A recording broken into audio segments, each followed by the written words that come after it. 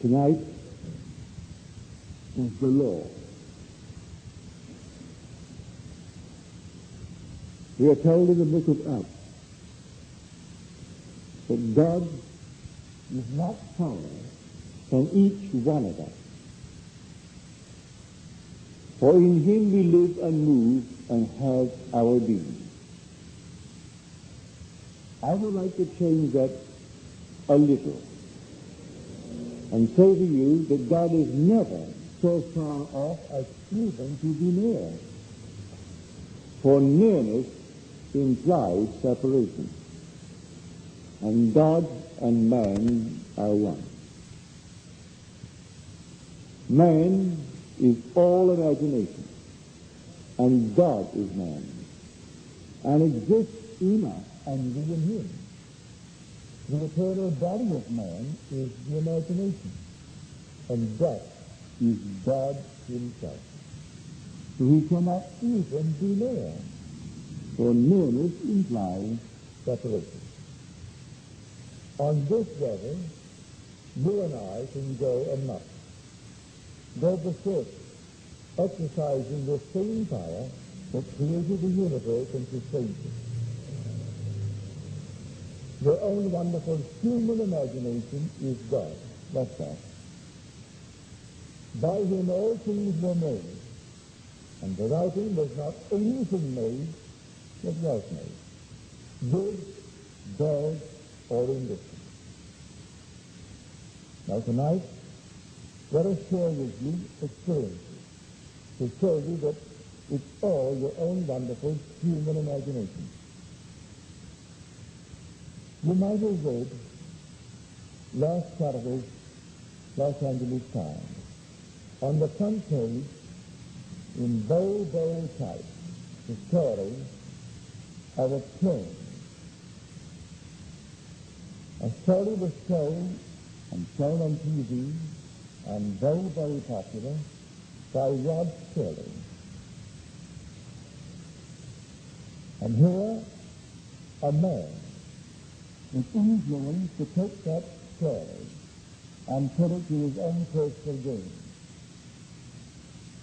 And so he threatened Qantas, the Australian airline, at 107 passengers aboard, that he would blow the plane up at a certain altitude if he did not pay $560,000, which they did. They paid him this extortionate $560,000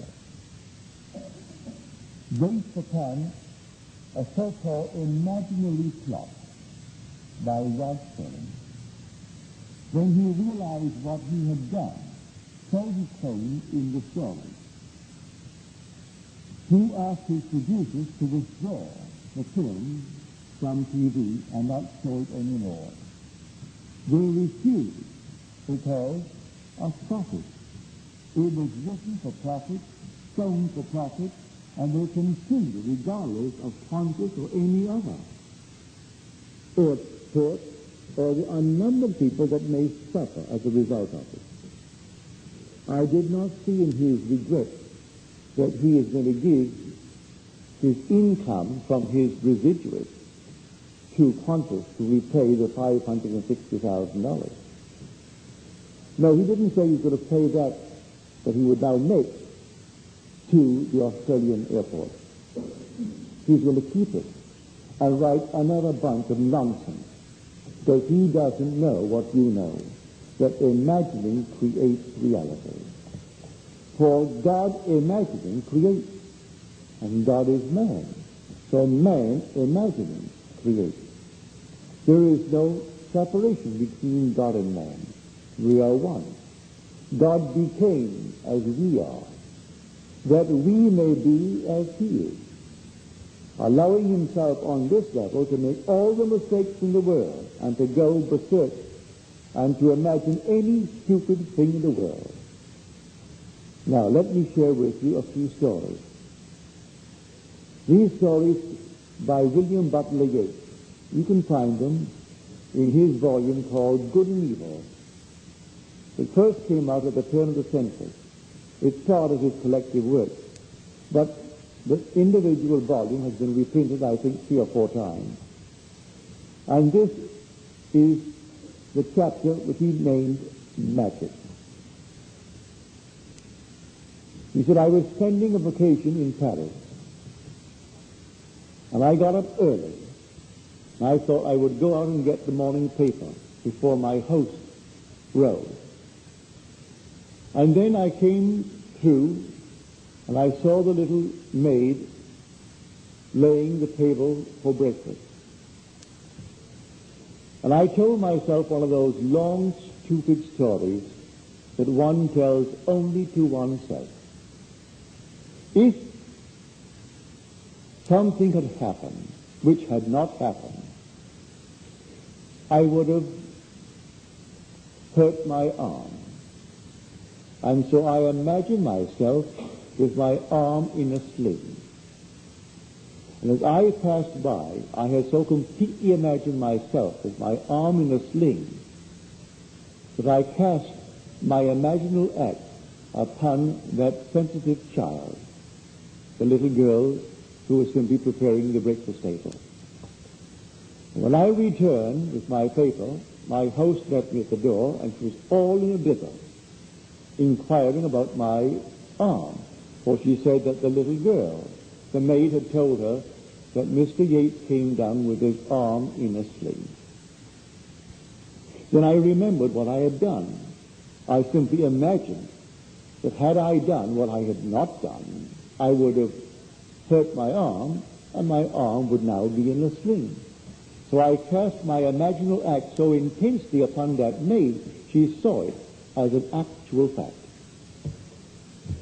Now, he said, just about the same time, I thought intently of a fellow student and a message I wanted to give him, but I did not wish it committed to paper. I wanted to tell it to him, but he was not present. 2 days later, I got a letter from this fellow student who was several hundred miles away. And just about the time that I had intently thought of him and the message, I appeared seemingly in bodily form, as though in the flesh, in a large hotel where he was, amidst a large crowd of people. And he told me that he would like me to return after the crowd was gone. And then I vanished and returned that night at midnight and told him the message, which he told me in his letter. Now, he said, I have no conscious knowledge of the projection. I only know that I intently thought of my fellow student and the message I wanted to convey. And there I appeared in the midst of a huge crowd in a hotel several hundred miles away. And he could tell me to return later after the crowd dispersed, which I did at midnight and told him the message. Now, he said, I could tell you a number of stories of the power of imagination. Then he tells the one of Joseph Glanville, which is a very popular story, supposedly very, very true. That this student at Oxford University, finding himself, well, without funds, could not continue his studies. And so, in the day that he left college, because he could not afford to continue, he found no job, and he joined himself to a bunch of gypsies, traveling gypsies. And one day, 2 students who knew him at college came upon him among the gypsies, and he made a sign not to be identified. And then came up afterwards, and he told them, I'll meet you in the inn, and then I will explain to you why you find me among this crowd. Well, they were curious, so they went to the inn, and when he came into the inn, he told them they are not quite the vagabonds that people think that they are. They have a secret that is not known at Oxford. None of our professors know it. I know I never heard about it, said he. So no one knows it. but I'll tell you what they've taught me. And I have learned all that they've taught me so far, and I've improved upon it. Now, to show you what I mean by it, I will leave you two fellows alone.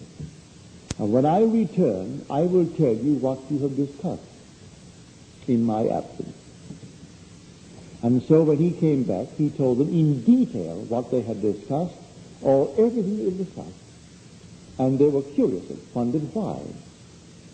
He said, you had no choice in the matter. I determined what you would discuss. My imagination led yours. Their story is all about imagination.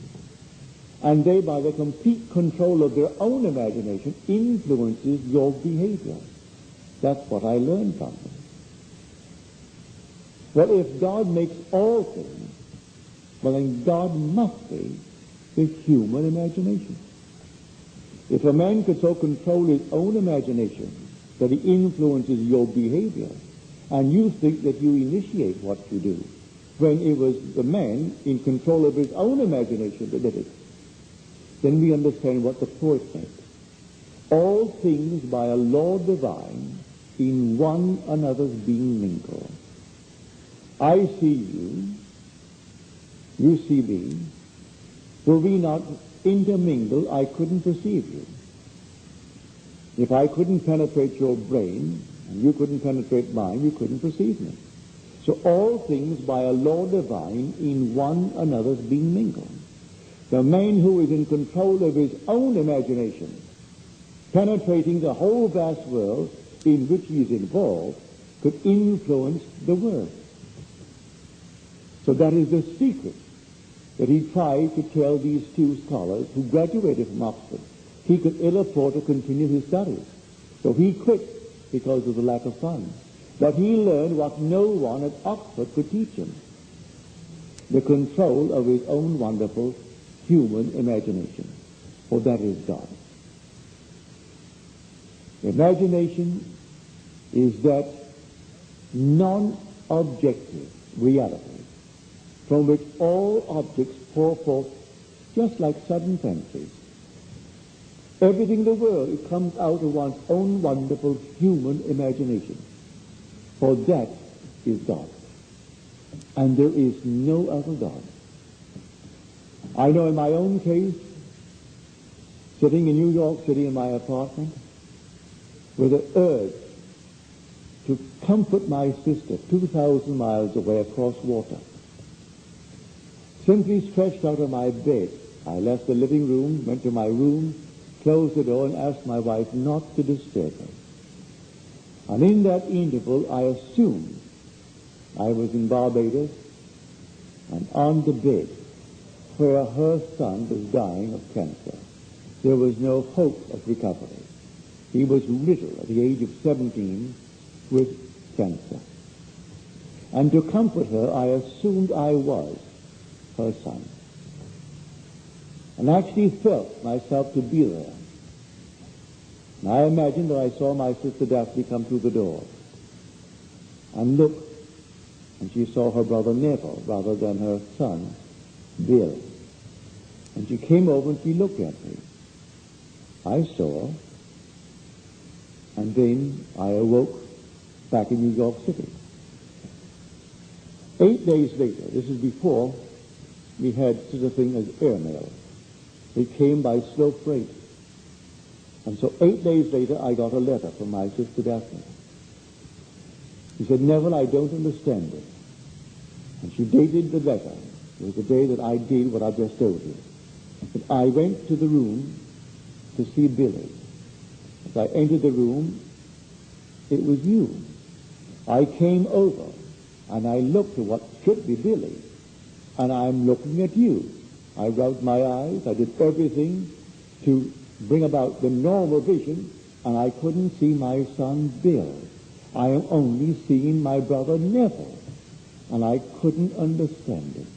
Now she began to feel through the superstitions of the world, because Billy was dying of cancer, the next one to go would be her brother Neville. That's how she interpreted. She didn't know what I was doing in New York City. What I did not help. He died. He died of cancer.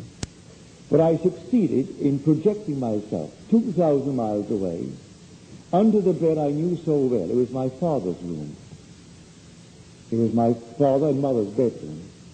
And there I knew that that's where Billy was sleeping. And I assumed I was on that bed, and I was actually in the place of Billy. So when my sister saw me, she would be encouraged to have faith, to have hope. But she was so disturbed because no matter what she did, she rubbed her eyes, closed them, opened them, closed them, opened them, and she is still seeing Neville, and she can't see her son. Now when you hear these stories from those who are not lying to you, you may not understand it, and reason will deny it. Well, if you have an experience, even though reason denies it, you can't deny the experience. My sister cannot deny what she actually experienced. And I could not deny what I did. Because when I came out that night, into the living room, a friend called at the cocktail hour, and she said, Neville, you always seem so light and gay. And tonight you seem so heavy of spirit. I told her what I'd just done. Well, 8 days later, when the letter came, I gave it to that same woman who was home again around the cocktail hour and showed her what my sister had written. So here my wife and my friend were witnesses to what I told them 8 days in advance I had done. Then came the letter from my sister asking for some explanation of it. So I tell you, I know from experience that imagining creates reality. On this level, we're only learning. We're all students. We are simply in kindergarten, and we go berserk as Rod Serling did. So he made a fortune writing this story, and it's still being shown all over on TV. And he will still get his residuals, and he'll take his residuals and pile it into some maybe IBM stock or some other kind of stock. He hasn't given it away.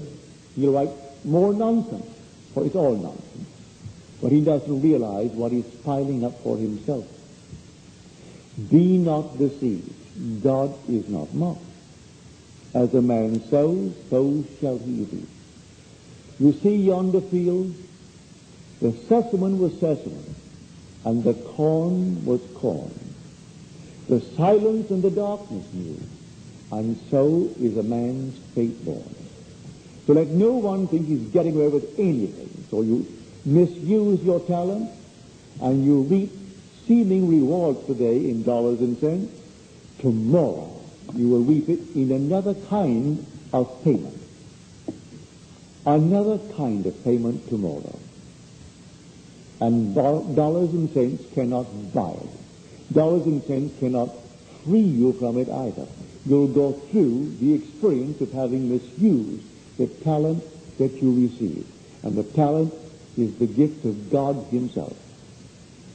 God actually became man, that man may become God. So this is the law by which we live. Learn to use your imagination lovingly on behalf of everyone in this world, because you're going to reap the fruit of it. Whether you use it lovingly or unlovingly, you're going to reap the fruit of it. So I say to you tonight, God is not apart from man. He is never, not in eternity, so far off as even to be near, because nearness implies separation. That statement from the 17th chapter of Acts would imply separation. He is not even separated. He can't even be near you, because he is your own I. When you say I, that is God. When you say I am, that's God. His name forever and forever. And there is no other God. The minute you say thou, that's a false God. If you address him as you, that's a false God. The only God is I am. That is my name forever. And by this name I must be known throughout all generations. So do not misuse it. Now you can set yourself a goal. Any goal. And if you really know exactly what things would be like if you had realized it, and then enter into that state, Now I tell you, it will become to you objective. At the moment it seems only a shadow, just a shadow, because you have not entered into the sketch. When you enter into the sketch takes on a cubic reality and becomes objective to you, not to another, but to you. Now leave it alone. In time, in its good time, it will flower and become what the world calls an objective reality. It was real the very moment you entered it, because you are the reality. All things exist in the human imagination, but all things, you name it, it exists in you. But it exists in you only as a shadow. It's shadowy. But if you enter into the so-called shadow and clothe yourself with it, it ceases to be a sketch and it becomes a cubic reality, just like this room. At this moment, your home you know so well is only a shadow. And this room that you do not know very well, it seems so real because you are in it. Now everything in this world, so-called natural effects, every natural effect has an imaginal cause and not a natural. A natural cause only seems. It is a delusion of the fading memory. Our memories, yes, it's good, it's adequate for sameness, but it's not perfect. I'll show you. When you go home tonight, take an ordinary, a magazine, take the cover, a landscape, or a postcard, and look at it and know exactly what you're doing. You're looking at the postcard. Try to memorize it. Spend as much time as you want on it. Spend an hour if you want. Try to memorize that card. And you think you know it, all right, you know it. Now turn it over and try to reconstruct it from your memory of it. And be honest with yourself and see how far you are from what you were observing. Yet when you turn it over, your memory picture of it is good enough for sameness. You know it's the same card because it is good enough, but it's not good enough for the active picture. So our memory is all right. It's good enough for the call to sameness. And so that's why man does not remember what he has imagined. He forgets what he's imagined, he sets it in motion. And when it confronts him as his harvest, he denies he had anything to do with it. He can't remember what he did. Now every imaginative man in this world is forever casting, I would say, glamours and influencing the entire world of the passive, unimaginative. They're forever falling under the influence of those who are vivid in their imagination. They are reaping it, and you'll understand the cry on the cross, Father, forgive them, for they know not what they do. For some vivid imagination has compelled them to act as they act. So forgive them, the actors. Any condemnation goes to the author, not the actor. Man condemns the actor in the drama, when really, if there's any condemnation, it is really the author, not the actor. And the author of the play is God, for God is your own wonderful human imagination. This one that extorted $560,000 from Qantas, he didn't conceive it, he saw it on TV. And it gave him an idea. And he thought, maybe I can get away with it. Well, who was the author of it? Rod Sterling. Here was Sterling, he was the one who conceived it. And here was an actor who thought, here's an idea to get $500,000. And he got it. Because there were 107 souls aboard that plane, and they couldn't run the risk that it may not be true. that if at a certain altitude it would go off, then they had to pay that extortionist his $560,000 and save the lives of the 107 souls aboard that plane. So he got the money, and he was the actor. If you catch him, undoubtedly they'll send him up for life. But who is the actual culprit? Sir, he wrote it. And so he's making all kinds of money out of that he wrote.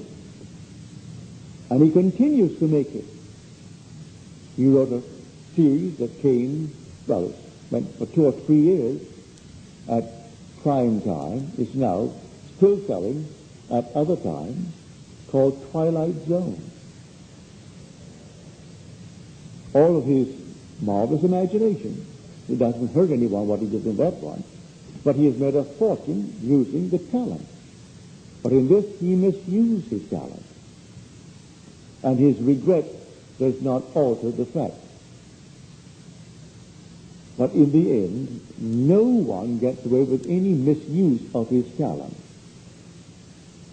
He pays it in a way that money will never be able to compensate. That's the story. So your own wonderful human imagination is God. And that God is creating all the phenomena of the world. As Disraeli said, man is not the creature of circumstances. Circumstances are the creatures of men. We are creating them. We are not the victims of circumstances. We are creating circumstances. Man is not the creature of circumstances. Circumstances are the creatures of men. Benjamin Disraeli. Don't do something. There was a man, an able man, who said Christianity is the fulfillment of Judaism. He never denied that he was a Jew. His very name tells you who he is. Benjamin Disraeli. This is of Israel. Benjamin of Israel. That's what his real name is. He never denied he was an Israelite.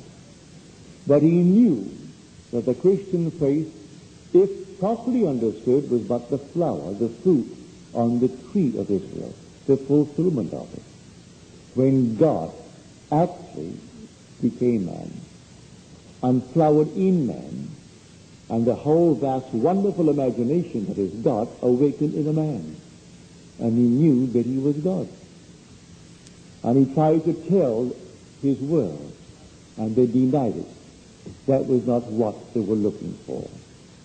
And buried in every man is God. And in each man, he has to awaken. And when he awakens, he is God.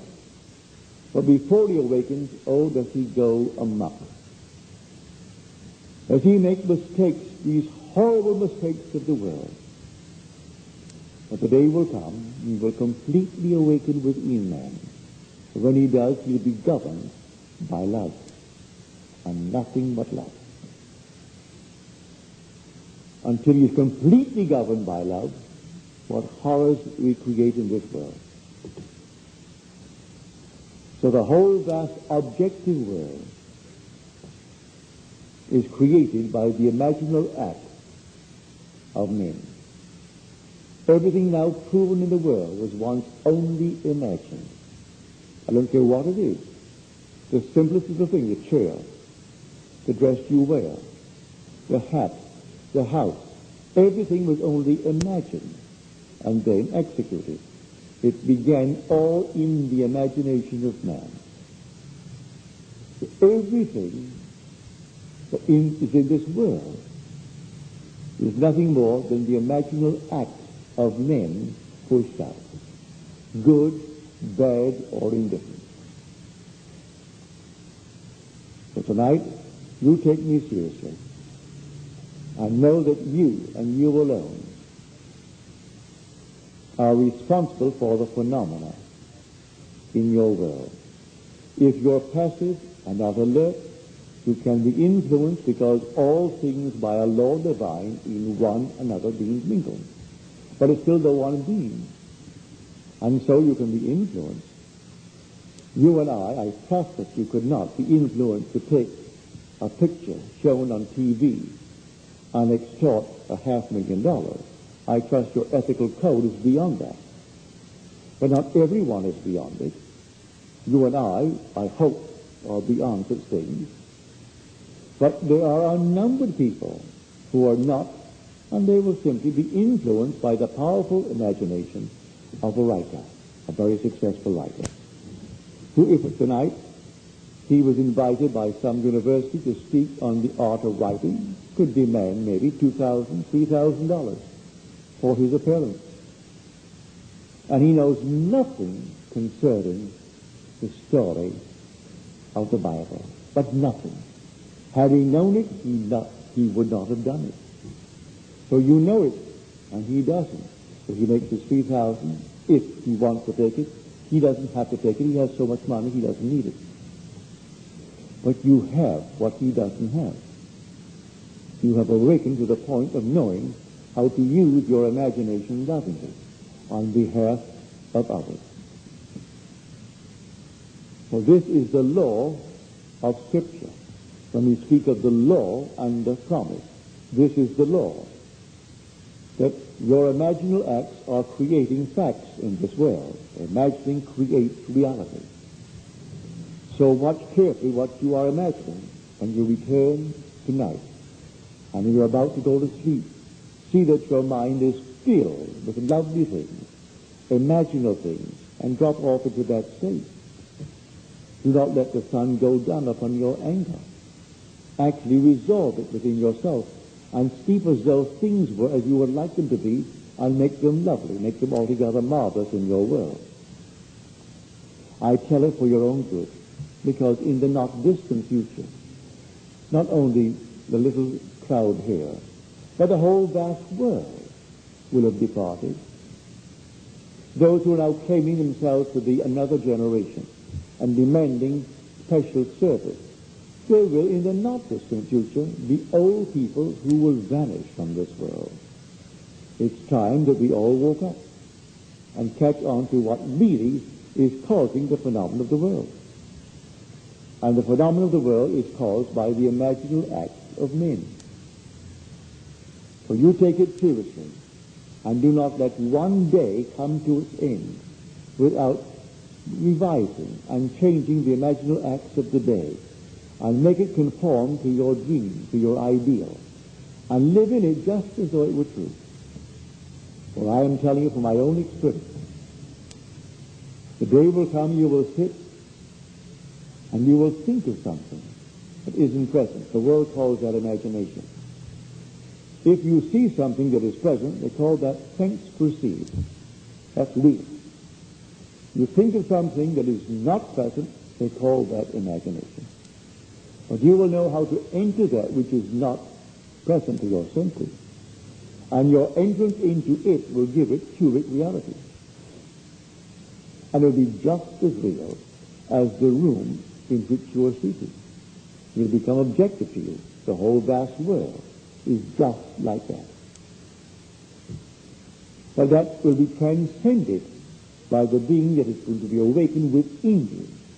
For that being who awakes within you is God himself.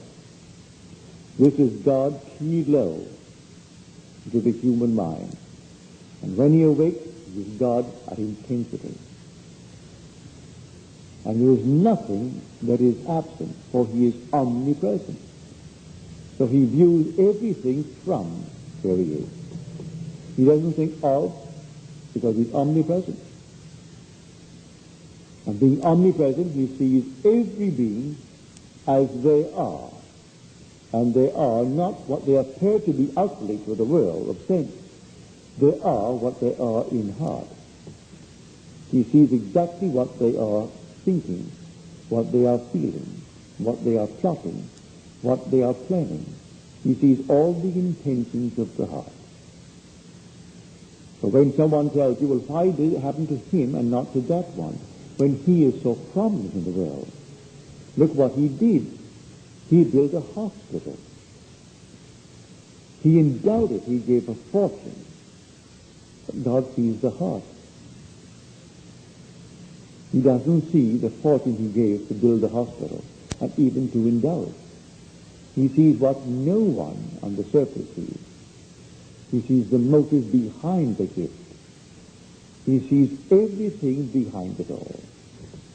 Because he sees everything, because being omnipresent, he sees everything as it is. Now, so when you're told, he called all before him and said, no, I reject him. This is to pick out the one called David. He rejected his brothers because he said, man judges after the appearance and God sees only the heart. So I reject him, I reject him, I reject him. Called the other one, and then came David. Now there is a man after my own heart who will do all my will. And so, now you'll realize, if you take it seriously, what is in store for all of us. The end is God. The origin of all was God. In the interval, we go berserk. We run amok. But if you know what you could do, start doing it. Don't wait. You can be the man, you can be the woman that you would like to be. But wanting it is not going to do it. You must be it. You can't just say, I would like to be it. You must assume that you are it. And seek in the assumption that you are it. For the assumption, though at the moment denied by your senses, denied by everything round about you, if persisted in, will harden into fact. So you dare to assume that you are the man, the woman that you want to be. And day after day, live in that assumption as though it were true. And that assumption will become a reality in your world. Even if you go hungry, doesn't matter. No matter what happens, go hungry. But persist in the assumption. And that assumption will objectify itself and become a reality in your world. Do not fall by the wayside for any little thing on the side. And I can't tell you how thrilled I am when I get your letters, where in your dreams you are teaching the law of imagination. When someone raises your age, will in a dream have an argument, say, with a priest or a rabbi or a minister, and you are instructing them in telling them. Now a dream, you know, is egocentric. It's yourself pushed out. But yet here you are, you're actually taking the symbols of authority and simply bringing them down to a certain level. They're no longer your authority. You are instructing now and telling them, which is yourself, made visible, what you have discovered concerning the cause of the phenomena of life. And when you have these dreams and you share them with them, you tell them, as you do, I can't tell you my thrill. Everyone will one day awaken. And when he awakens in the only place where God ever awakens. He awakens in the skull of man, in Golgotha, the human skull. And when he awakens, he comes out of that skull, and it is God that is born from above. And then he goes through the normal series of time, and he arrives at that point where he becomes, well, of age. He reaches the age of spiritual puberty. And then the father, the earthly father, disappears. For when he reaches the age of 12, Joseph disappears from the scene. And now he is now a creator. He can actually create his own image. He creates because he's reached the age of spiritual puberty. And so the earthly father ceases to be a part of the play when the lad in the temple reaches the age of 12. But he has foreshadowings of it, before and after. It's approximately 12. It didn't say 12. When he was about 12 years of age, they sought him and they wondered, why did you do this to us? And he said, do you not know I should be about my father's business? And he's talking to his father and his mother. And they did not understand him. And then Joseph disappears from the play. He is no longer brought back into the play, for he has become the father. And so the son becomes the father. He now creates as God the Father. But tonight, I want it to be only on this level, the level of, well, the law, where man, if he is in control of his own imagination, is in control of the phenomena of his life. He is not a victim of circumstances. Circumstances are the creatures of himself. He creates them if he knows what he is doing. If he doesn't know what he is doing, and he is passive in this world, he can be influenced by the imagination of one who is in control of his imagination, though he doesn't know what he's doing, like Sterling didn't know. Had he known, he wouldn't have done it. And to this day, he doesn't know. He only regrets what he did. But he doesn't know that his imagining is creating reality. He sees the evidence before him and still doesn't know it. I tell you, imagination creates reality. So be careful what you imagine, because you are setting in motion. And because all things by a law divine in one another's being mingled, you are influencing everyone, even though they do not see your picture or read your book. As Yates again said, having seen the operation of this law, we should never be certain it was not some woman treading in the winepress who started that subtle change in men's minds, or that the passion because of which so many countries were given to the sword did not begin in the mind of some shepherd boy, lighting up his eyes for a moment before it ran upon its way. Who knows who this night feels neglected, feels hurt, feels wrongfully accused, and who is sitting alone and treading in the winepress, who tomorrow will influence some catastrophe. Some shepherd boy dreaming of some heroic future, and thinking only in terms of war that could bring him the crown of a hero. And he, while tending his sheep, he is simply dreaming of being a hero and using his talent, which is God, using his imagination in some destructive manner, even though he tends the sheep. Why, so to everyone, know what you are doing every moment of time, because your imagining is creating reality. Now let us go into the silence.